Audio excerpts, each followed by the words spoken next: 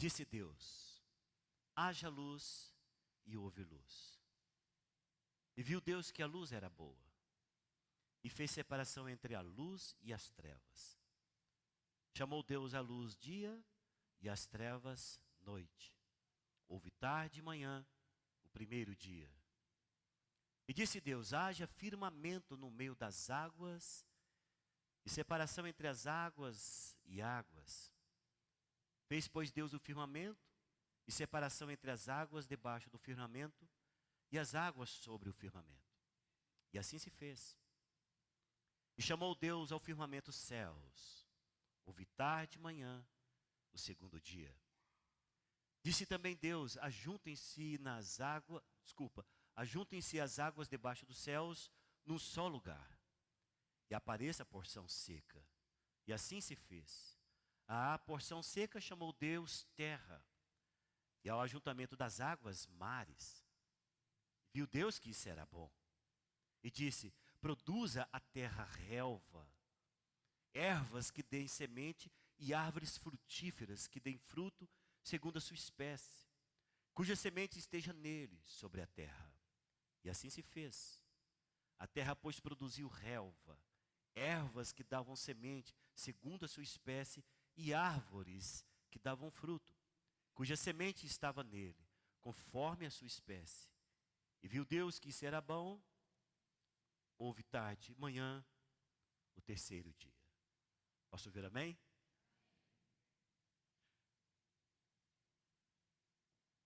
Repito, não é algo que nós conhecemos desses últimos dias.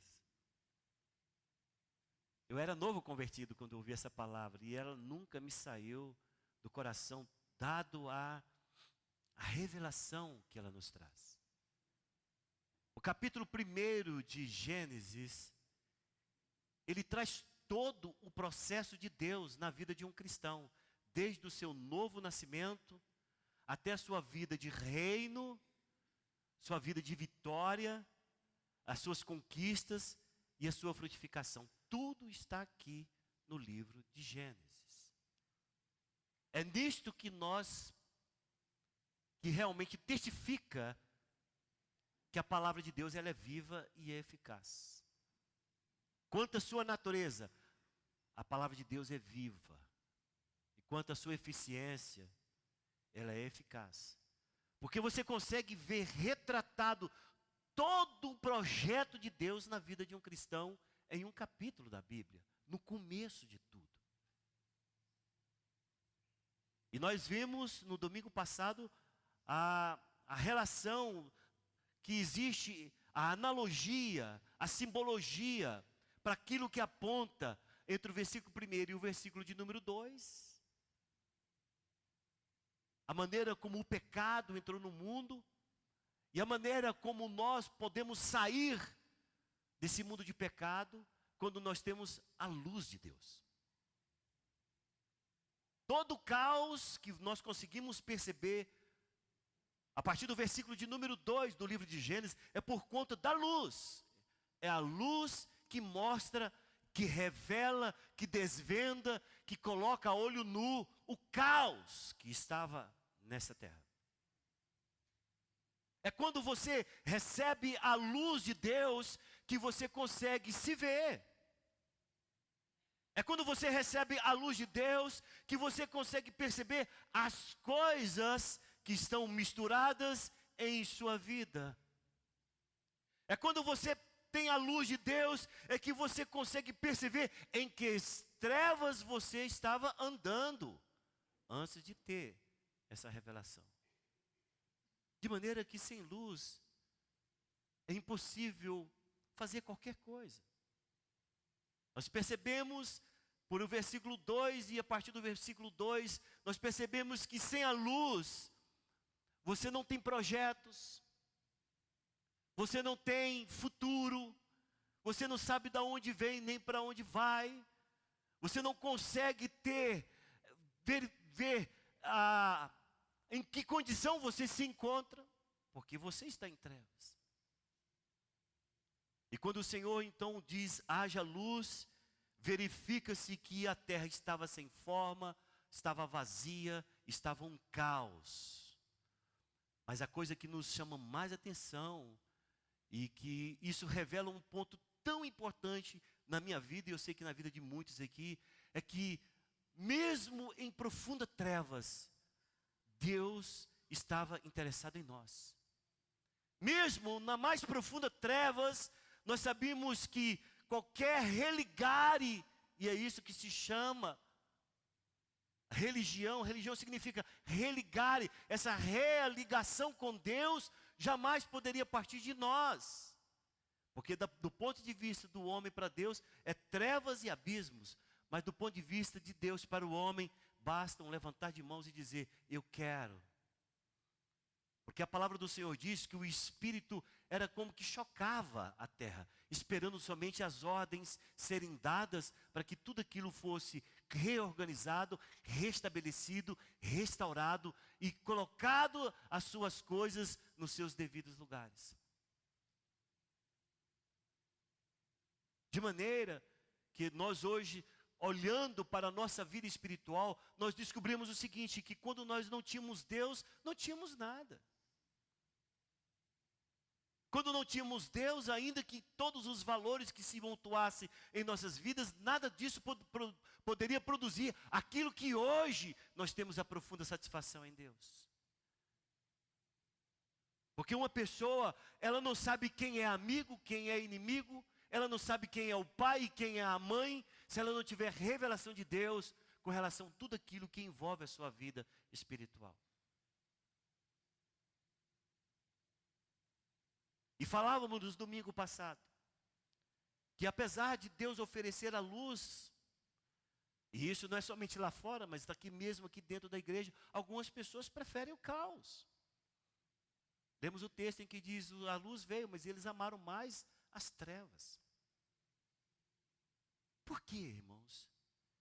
Por que as pessoas, às vezes, e até mesmo os cristãos que tiveram essa primeira revelação de Deus e que mostrou o caos em que estava a sua vida, eles preferem viver como estavam? Porque luz e revelação requer mais compromisso. Porque luz e revelação requer mais responsabilidade. Porque luz e revelação requer mais postura e posição. Porque luz e revelação requer de você posições que você vai escolher, que vai doer, ou que vai dividir, que vai separar.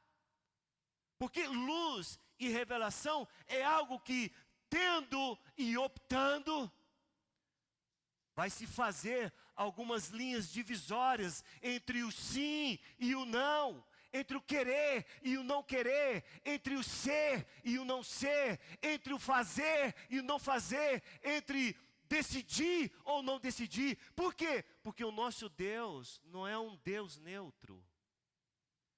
O Deus que servimos é um Deus que tem lado. O Deus que servimos é um Deus que separa.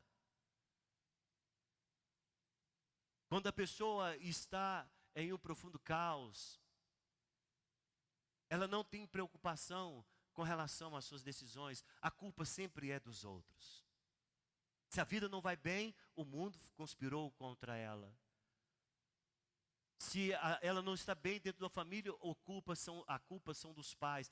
Tem muitas pessoas que gostam de viver de maneira muito cômoda dentro do caos.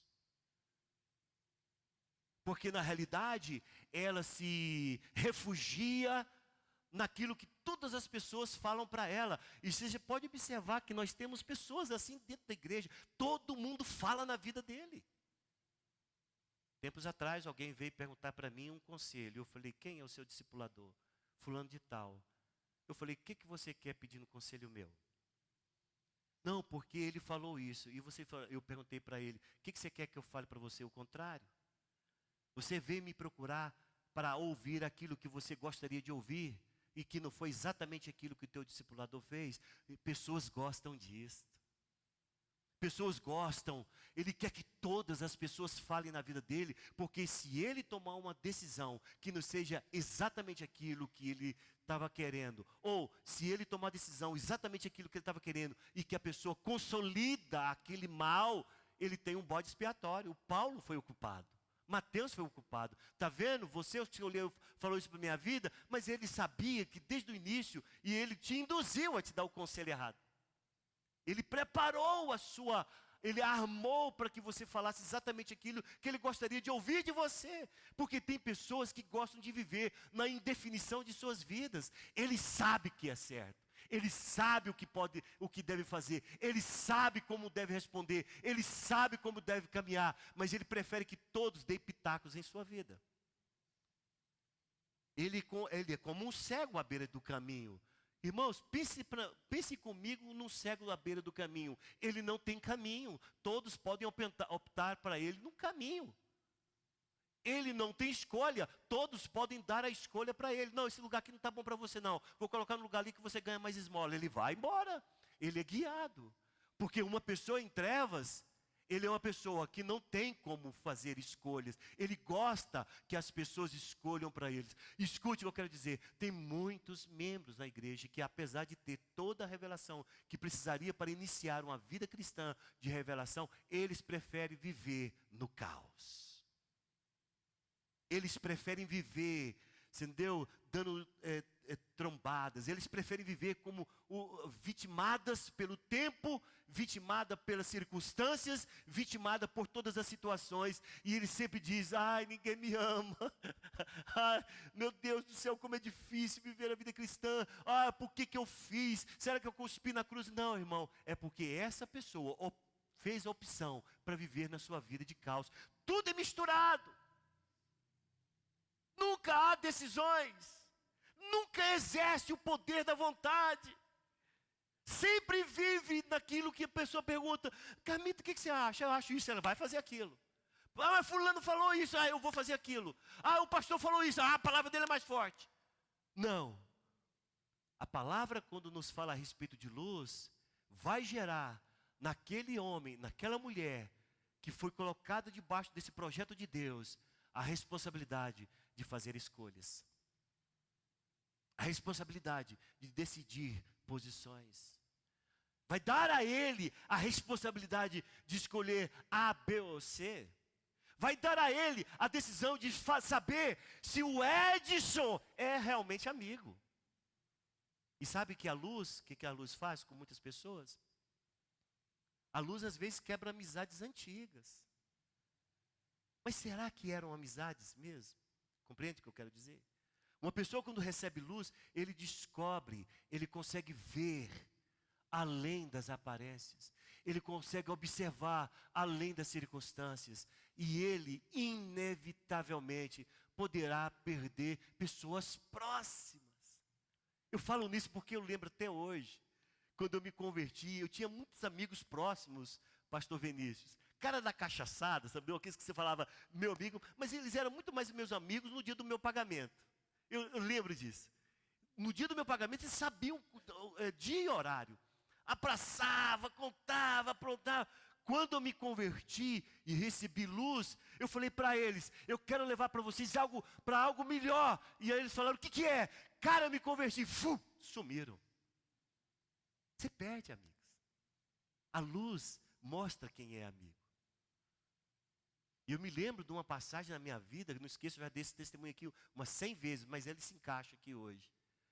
Em que o meu amigo mesmo, um cara que eu carregava nas costas para não ter que molhar os pés, porque eu já fiz isso para ele. E ele falou assim, Brito, senta aqui, cerveja hoje por minha conta, cigarro hoje por minha conta, se você não for para essa igreja. Eu falei, cara, você nunca foi meu amigo. Porque se você fosse meu amigo, você iria falar, Brito, vai para a tua igreja e me ajuda, cara, a ir com você.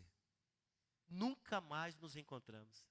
E era amigo naquele tempo das amizades estranhas, né, do mundo, em que eu pensava que era o meu melhor amigo. Luz, revelação, faz isso.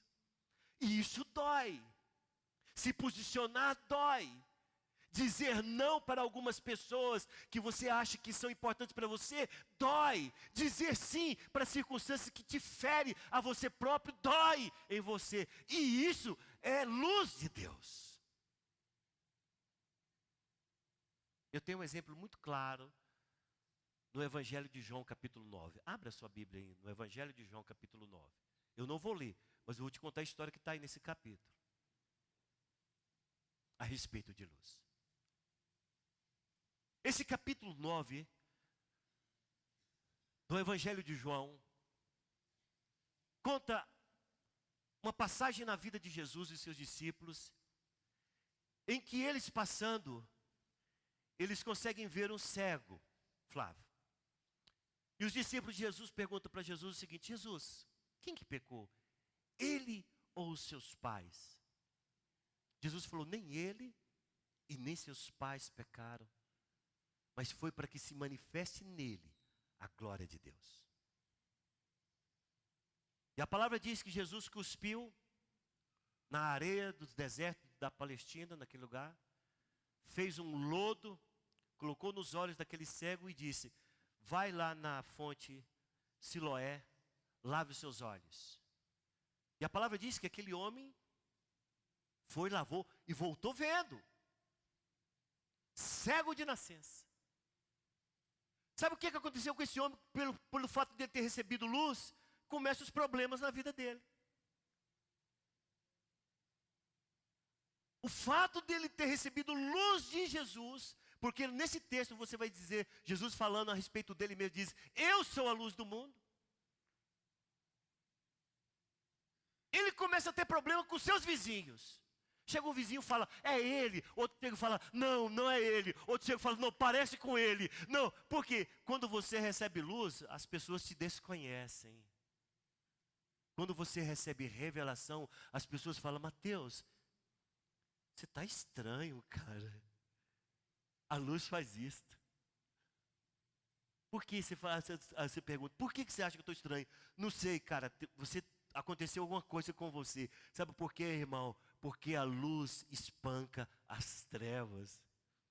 Os vizinhos começaram a questionar ele. Vem cá, era você que um dia eu tinha dado esmola, que sentava ali? Eu sou. Cara, não pode ser você. Porque o cara que eu dava esmola era cego, mas sou eu.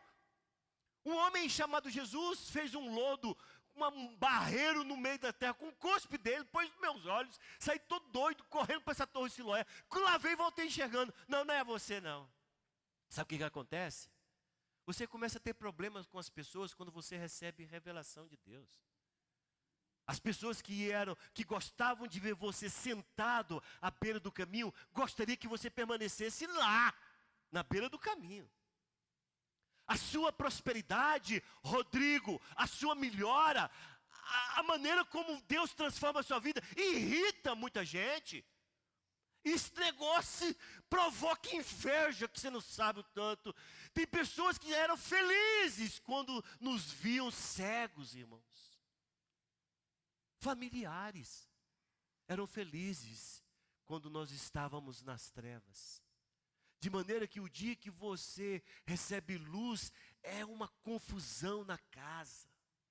As pessoas invocam a tradição familiar. Olha, nosso bisavô era espírita, nosso avô era espírita, nossa mãe era espírita. Você está quebrando a tradição, invoca tradições.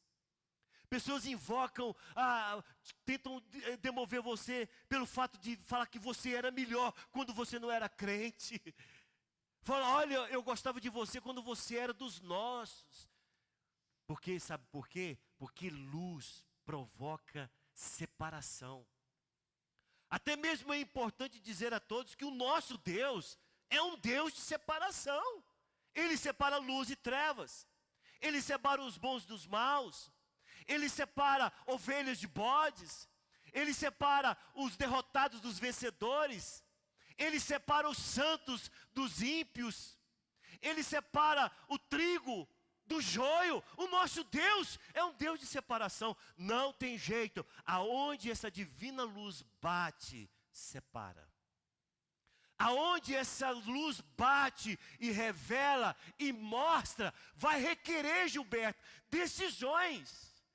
Você vai ter que olhar para o seu caos interior e dizer: continuo nessa desgraça ou eu entro agora no mover de Deus para uma vida de sucesso? Vai requerer de você decisões severas. Você era acostumado com as trevas, você era acostumado a tatear as circunstâncias, você era acostumado a ser conduzido por pessoas, você era acostumado a receber as coisas de graças sem o seu trabalho, sem o seu labor. E as pessoas gostavam disto, de fazer você um capacho das circunstâncias e da vida social. As pessoas gostavam.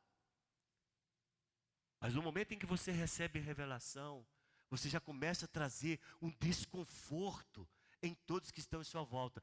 A vida desse cego é engraçado. Começa com os vizinhos, mas o trem não para ali não.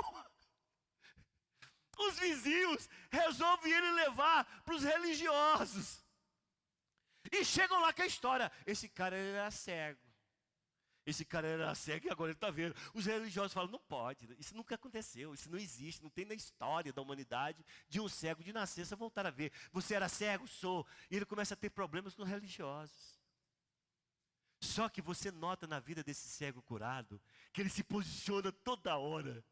Primeiro, não ficou mais no lugar para receber esmola. Ele fala: não, para mim agora isso é passado. Eu quero agora uma vida de vitória.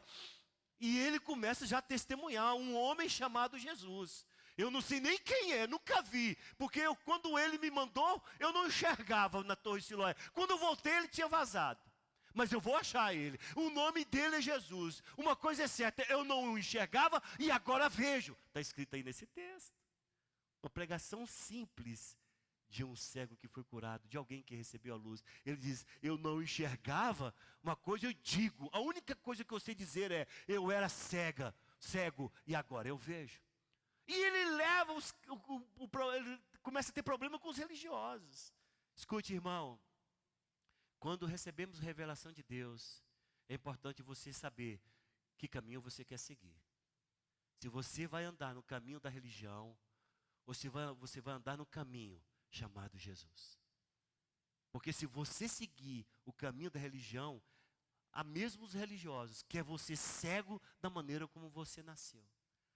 Às vezes alguns religiosos querem sempre ter as pessoas que são sujeitadas, estão ali apagadas, e a religião, aquilo que nós pregamos, e isso tem que ser vivido, a religião não salva. Quem salva é o Senhor Jesus Cristo. Ele teve problemas com os religiosos. E os religiosos causou tanto problema que teve que chamar os pais do cara. O cara tinha mais de 30 anos. E chamou os pais e falou: esse é filho? É, ele é meu filho, sim, ele é meu filho. E ele era cego? É, ele era cego, ele era cego. Mas agora ele está vendo, agora eu não sei. E o texto diz que os pais começaram a se esquivar do problema do cego que fora curado, com medo de ser expulso da sinagoga. Os pais afastaram. Olha, ninguém mandou você ser curado, você resolva seu problema. Revelação produz separação. E separações que às vezes nós podemos pensar: gente, foi tão difícil essa separação, foi tão difícil essa divisão na minha vida. Mas uma coisa é certa, meu irmão: o que o Senhor revela e o que Ele mostra vai dar a você a profunda responsabilidade de decidir qual caminho você quer seguir. Os pais falaram: ele tem idade, pergunte para ele. E as pessoas, os religiosos continuaram a insistir, Edson. E aí, me fala. Ele falou assim: peraí, eu já falei para vocês uma vez, e eu estou falando segunda vez. Por acaso, vocês querem ser discípulos dele? Aí comprou briga. Comprou briga, porque os caras falaram: não, nós temos como profeta Moisés, eu não sei nem quem é esse que te curou. Ele falou assim: uma coisa é certa, Deus não atende a pecadores. Este que me curou é um profeta, e eu quero servi-lo e adorá-lo. Está tudo dentro desse contexto aí, quando você lê em casa. Finalmente ele encontra com Jesus, ele diz: e aí, tudo bem? Ele falou: tô. E ele fala assim: agora, tudo bem? Está vendo? Tô. E você sabe quem te curou? Eu falei: não, sei o nome, não sei quem é. Ele falou: quem te curou? Jesus. Ele falou: esse que vos fala contigo. A palavra diz: ele o adorou. Compreende o que eu quero dizer a vocês? A revelação de Deus, quando vem nas nossas vidas, Ele vem para estabelecer a você um ponto, um marco onde suas decisões irão influenciar sobre qual caminho você quer seguir. Nós temos a quantidade imensa de pessoas que pararam no tempo da sua vida cristã, porque preferem muito mais viverem sem decidir, sem se comportar como aquele que é responsável por tomar posições, com medo de se perder as amizades, até mesmo dentro da igreja, por conta de não querer perder, preferem viver numa penumbra espiritual, ou nas trevas, ou no caos que nós estamos vendo. Mas uma coisa é certa, se a luz do Senhor bate em você, se a luz do Senhor encontra você, e você permite que essa luz mostre o seu caos, você vai ter que se posicionar, você vai ter que decidir, e você vai ter que escolher. Vai chegar um momento em que você tem que compreender que as pessoas não podem mais, você vai ter que saber quem fala na tua vida. Você vai ter que compreender que na sua vida agora, Deus estabelece limites. É interessante porque no texto que nós lemos, diz assim, o Senhor separa as águas de cima com as águas de baixo. O Senhor separa a porção seca das águas que se chamam mares.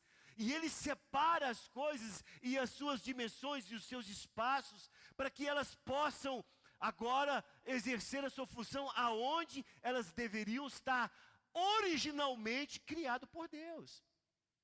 Quando você permite que a luz de Deus brilhe, a ponto de você dizer, isso é profano, isso não entra em minha vida, isso é santo, eu quero servir, isso não é de Deus, eu não coloco nos meus olhos, isso é de Deus, é isso que eu vou encher a minha vida. Essas amizades para mim não servem, porque elas só me contaminam com as coisas do mundo. Essas amizades servem porque elas me empurram para Deus. Essa leitura me prejudica porque contamina minha alma. Essa leitura me ajuda porque me joga para Deus. Eu separo, eu dimensiono, eu coloco limite, eu faço ponderações sobre o certo e o errado, eu decido qual caminho andar. Sabe o que acontece depois que eu faço isso? Eu começo a frutificar. Quando eu separo os limites, quando eu coloco os espaços, quando eu digo quem fala na minha vida, quando eu digo quem me influencia, quando eu digo quem anda comigo, ou quem digo quem não anda comigo, quando eu sei o que sim é sim, não é não, quando eu digo o que eu quero, eu quero mesmo, quando eu digo que eu não quero mesmo, quando eu exerço a minha vontade para estabelecer os padrões e o projeto que Deus estabeleceu na minha vida, como sendo aquilo que é de Deus, o melhor para mim, sabe o que acontece? Começa a ter as grandes frutificações em minha vida. Quando você olha, você vai ver que as sementes começam a frutificar, a relva começa a aparecer, o mar começa a ser proliferado de seres viventes, e temos ali uma grande, profunda e tremenda frutificação. Sabe por quê, irmãos? Porque frutificação não acontece em quem tem uma vida em caos. Você percebe isso claramente em membros da igreja. Tem membros que querem fazer muito, mas quando ela abre a sua vida interior e olha para dentro e tudo está misturado, não há ordem, não há escala de valores, as coisas estão em ponta cabeça, essa pessoa não consegue frutificar. A frutificação vem quando ela olha a escala de valores, ela dimensiona aquilo que é importante, reto e revelador e revelado pela parte de Deus, e ela estabelece os seus padrões e os seus caminhos. Quando ela começa a galgar essa escada da sua vida organizada e projetada segundo o padrão da palavra para a sua vida, ela frutifica. Em tudo que ela põe as mãos, se frutifica.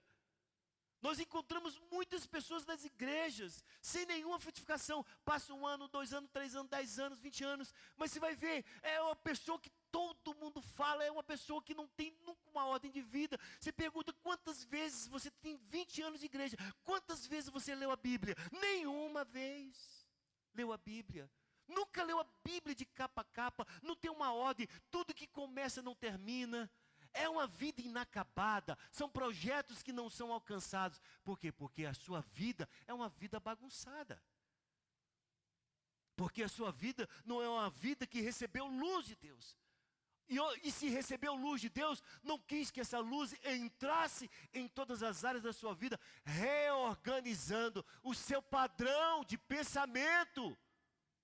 Oh, olha aqui! Tem pessoas que os pensamentos são totalmente tomados pelo diabo. Tem pessoas que têm um pensamento recorrente. São os pensamentos de tumultuado.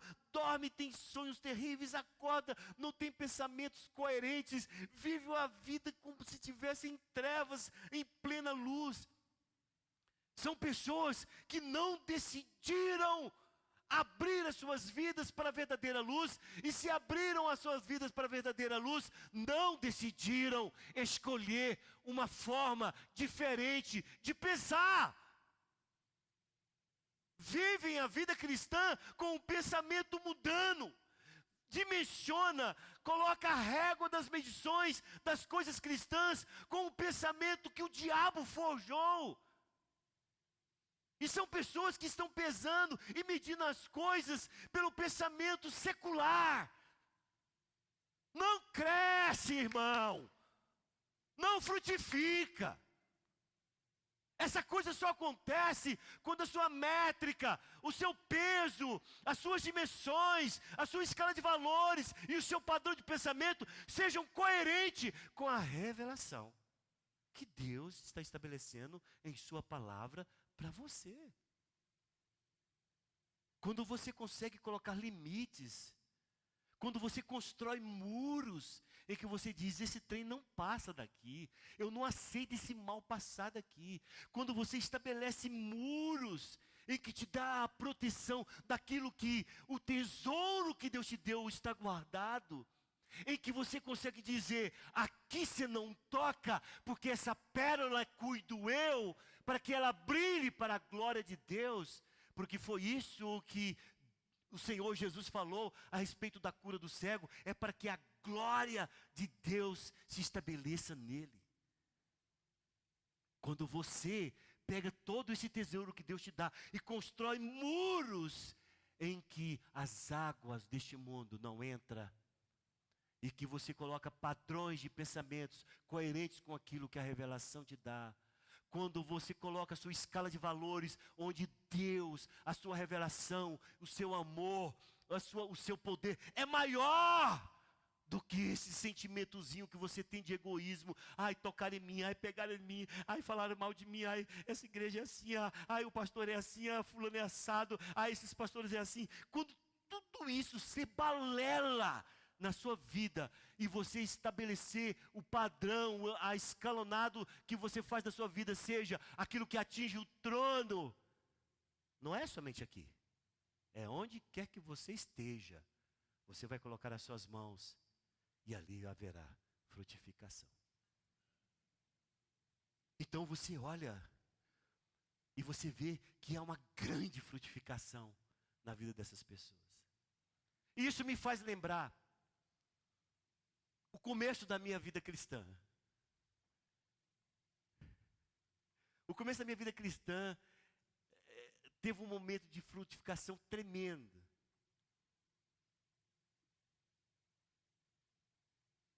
E nós pensamos que é só isso.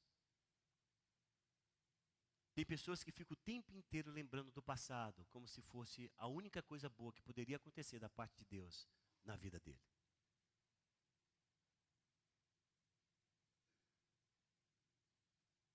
Mas nós vamos seguir nesse texto. E vocês vão ver que a revelação de Deus, ela tem níveis. Quando a luz bate em nós, pastor José Mateus, ela revela aqueles pecados que são táteis, visíveis, horríveis. E nós abrimos mão deles. E temos uma grande frutificação. Mas a nossa vida não para aí. Nós sabemos, irmãos, todos que estão aqui, alguns têm a mesma idade espiritual do que eu. Nós sabemos que tem pecado escondido em nós, né? Aquele que só eu e Deus sabemos que tem. Aquele que só Deus sabe que você tem. Talvez nem a sua esposa sabe. E sabe onde a luz de Deus quer entrar? A luz de Deus quer entrar aí.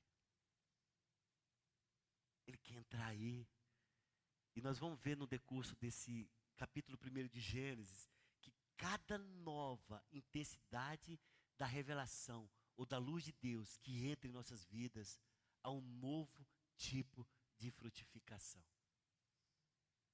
Frutificamos muito quando nos convertemos. Frutificamos muito quando resolvemos abandonar as trevas, organizar a nossa vida, restabelecer os padrões, organizar os nossos pensamentos e andar em linha com a palavra de Deus. Frutificamos muito. Mas algumas pessoas pensam que é só isso.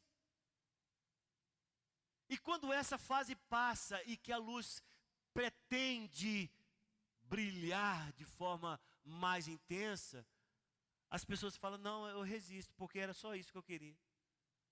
E acaba que nós ficamos em uma igreja mediana a vida inteira, sabe por quê? Porque o pensamento está errado. Escute todos nós que estamos aqui, Deus continua brilhando. A luz continua intensa. Essa luz, hoje aqui nós vamos ver que lá na frente Deus começa a restabelecer que fontes são essas de luz. E Ele vai estabelecer luzeiros. E vocês vão ver que cada nova etapa da revelação de Deus e da luz que brilha vai produzir em nós um nível de resposta e de frutificação que é muito maior e melhor do que esse que está registrado nesses primeiros versículos do livro de Gênesis. E é isso que eu quero. É isso que nós desejamos. E é isso que nós precisamos. De luz de Deus brilhando no nosso interior, a fim de que tudo que nós colocarmos as nossas mãos, nós possamos ver a prosperidade de Deus e o poder de Deus em nossas vidas.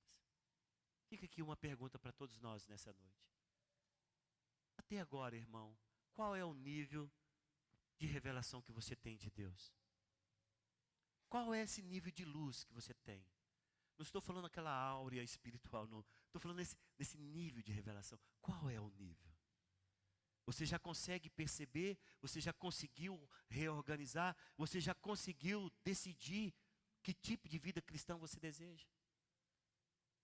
Quando eu falo sobre se posicionar, você já sabe o que é dizer sim, sim, não, não. Você sabe dizer o que significa eu quero, eu não quero. Você sabe dizer o que significa minha mente e os meus pensamentos não serão um arcabouço do inferno para conter tanta malignidade. Não, não vai ser, Senhor. Meus pensamentos serão um arcabouço onde vai conter a santidade e o poder de Deus. É isso que você consegue fazer? Porque se isso não estiver estabelecido, eu quero dizer para você que essa mistura que precisa ser desmisturada, esse caos que precisa ser reorganizado, será e não terá outro processo. É o único processo. Deus só vai agir poderosamente em todas as áreas da sua vida, do seu relacionamento, do seu casamento, do seu trabalho. Você só vai saber os padrões corretos de lidar com a esposa, com o filho. Você só vai saber como lidar com a igreja, com os irmãos em fé, com os amigos lá fora, se você permitir e você desejar que essa luz de Deus possa brilhar e você, de maneira talvez até dolorida ou indolor, não sei, ou de maneira de se posicionar em que vai ter algumas perdas ou não, é elas que irão fazer com que você possa frutificar. E eu digo para você, a frutificação mais básica que um cristão pode ter na sua relação com o projeto de Deus para as nossas vidas. Quantos entendeu até aqui, diz amém. Vamos colocar em pé.